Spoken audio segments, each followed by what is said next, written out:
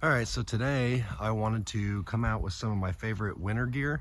Some of this kind of translates into gear from other seasons or year-round stuff. I've got the medium Alice pack loaded up here, which is a year-round favorite, but definitely in the winter because it's a lot stronger, so it's a thicker material. But yeah, we'll get into it and I'll show you guys some of my favorite winter stuff. I'll probably also put some links down there so you can pick some of this stuff up if you would like to.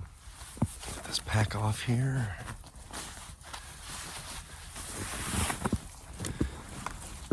Alrighty, try to set that on my boots so I'm not drying everything out. So first of all, on the outside, we will start with what we have here. So this is a pair of leather winter gloves. They are not waterproof, but they are fleece lined on the inside and they are super warm. The dexterity on them is not horrible. And I've really liked them. I've used them for a few seasons now. They're really tough. They're not expensive crude or crud gloves. These were actually from Tractor Supply. I think they were like 12 bucks. But these are really good winter gloves. Put those down. On top of the bag, this is why I like Alice packs, because you can use the straps to strap stuff to the top as well. I have, loosen that up, a military surplus Bivy Sack. So, set that in the snow so it gets nice and wet. This is from the MSS Sleep System. You can find these still decently priced. I think this one was 40 or 50. They're usually higher than that, but they come in different colors. I wanted the woodland camo because it's my jam. This is a Gore-Tex fully waterproof Bivy Sacks. The good thing about these is that you can actually take the MSS Sleep System patrol bag or intermediate and button it into it and then zip the whole thing shut. A lot of times I'll just use this for like a ground cloth, or you can actually get inside of it. And since it is waterproof Gore-Tex, it'll help give you another layer to help keep some heat in. So we're gonna use that for a little ground cloth. So you can put some gear out here. Okay, so the Alice pack. Already took the bivy off the top.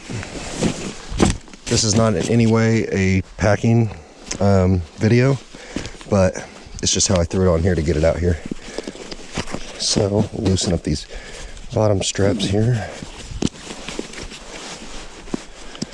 Get this off of here. This is a 0 degree sleeping bag. This one is from Paria Outdoors. And actually for a down sleeping bag, it's ridiculously cheap. I was kind of nervous when I first got it because it was so cheap. I think they're 180. I will leave the link down below, but this thing has been phenomenal. Phenomenal. It's a different stuff sack. So this sleeping bag looks like nothing now, but it'll fluff up. It is Paria Outdoors, Paria Outdoor Products. It gets very puffy and lofty, and it is very comfy. It's a nice sleeping bag, and cheap for what it is. And it does loft up more.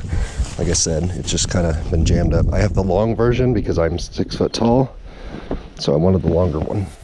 Something to be said for down is if it gets wet, it will not insulate you because it'll completely flatten and won't hold its puffiness to keep the heat in. So try to keep it dry. You don't want to get it wet. That's where synthetics are better for winter. But if you can keep it dry, this will provide more warmth for the weight, and it does pack down a lot smaller. So great bag, just keep it dry. Moving on, let's go to what I have sitting in the outside pockets here. So this is a Molly 2 carrier here for Canteen Carrier. I have a stainless steel Nalgene.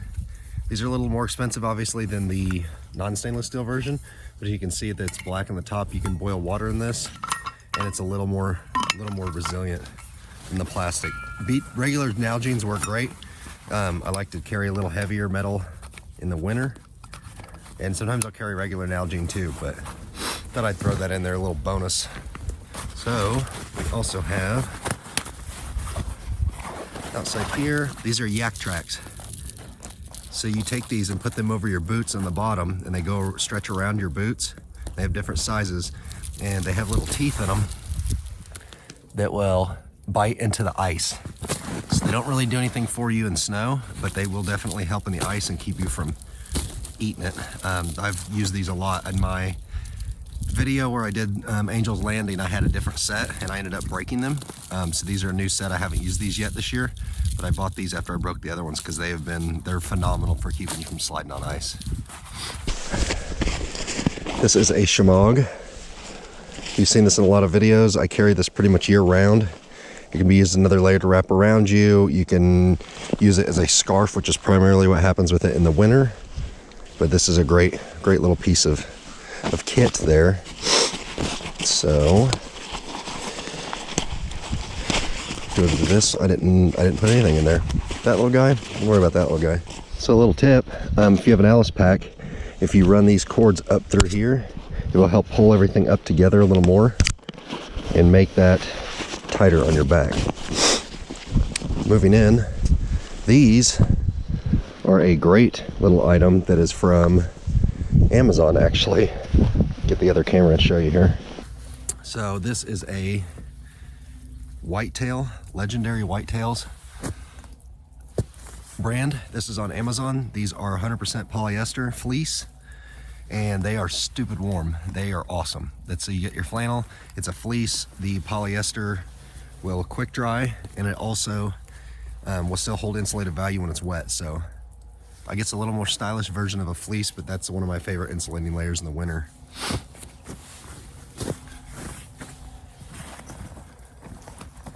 We have a space blanket. This one's from Arcturus outdoor gear. These are good for if you're going to build a super shelter and you need a reflective wall in the back. Also, if you are going to need a ground cloth and they reflect some heat. So you can get them different colors. This one's OD green because I like OD green. It's got tie outs in the corners. You can put some 550 cord through those to tie out on, or you can just tie it directly on them.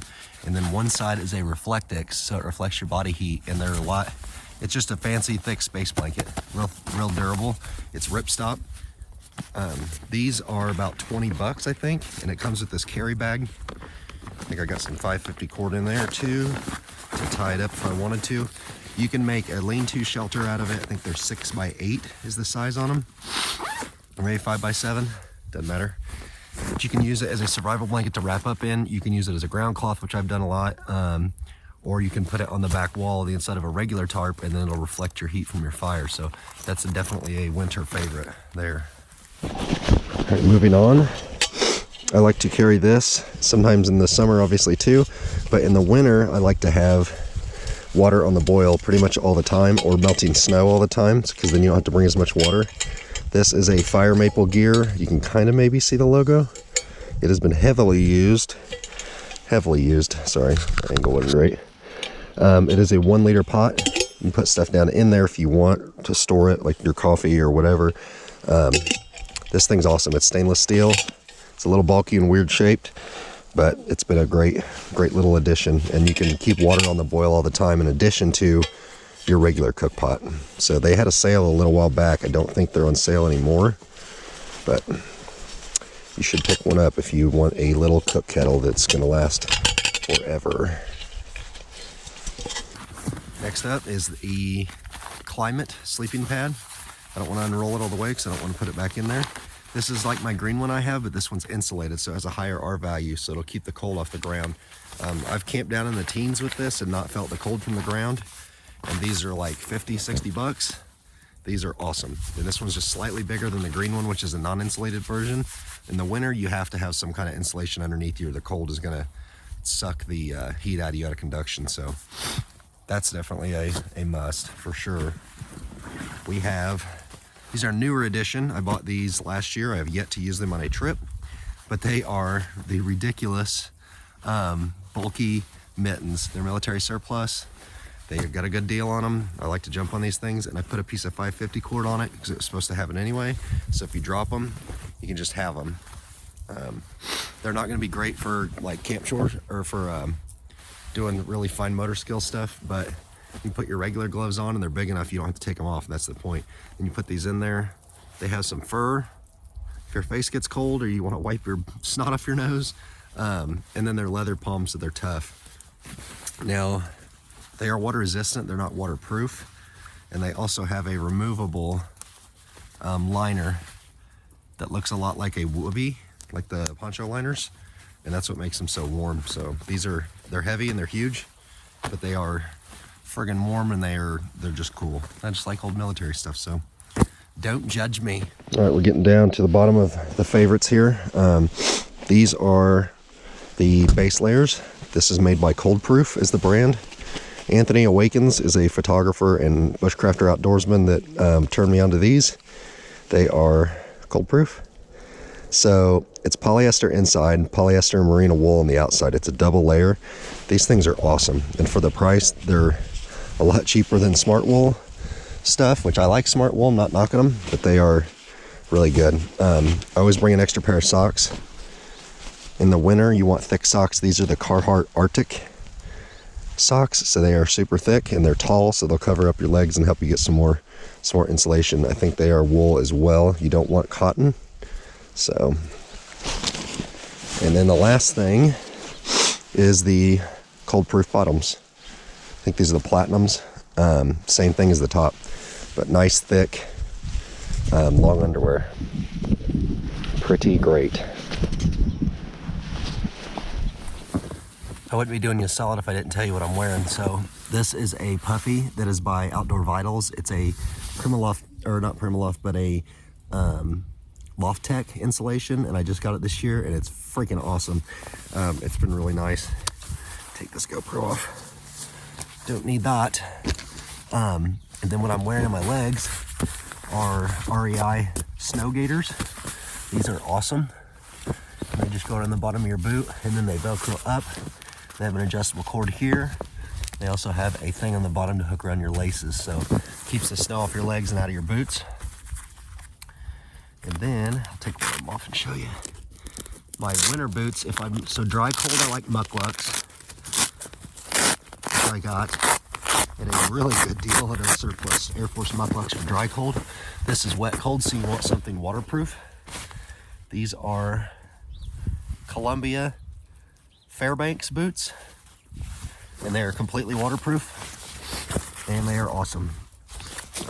They go on sale a lot too, so keep an eye out for those. But they are really good winter boots. They have Omni-Heat Reflectix in them, so they reflect the heat that's in there. Sometimes too much, because they do get kind of sweaty, but they're good boots. Yeah, so that is what I'm wearing. Also a wool beanie. Wool beanie is always good to have, or fleece. The fleece beanies we get for work, for the military. The polyester fleece is they're really warm too, and they're probably not as itchy. But I do like wool. It's a little more traditional. So I'll put links to this stuff down in the description. And then if you guys want to pick it up, you can. If you have questions, ask me. If you want to see something more specific, more in depth, hit me up. I like doing these shorter videos. It's something to do if I can't get out and do a whole trip, which I haven't been able to because of work. Yeah, I will catch you guys next time. Thanks for watching. Hopefully I gave you some ideas and some stuff that you can pick up.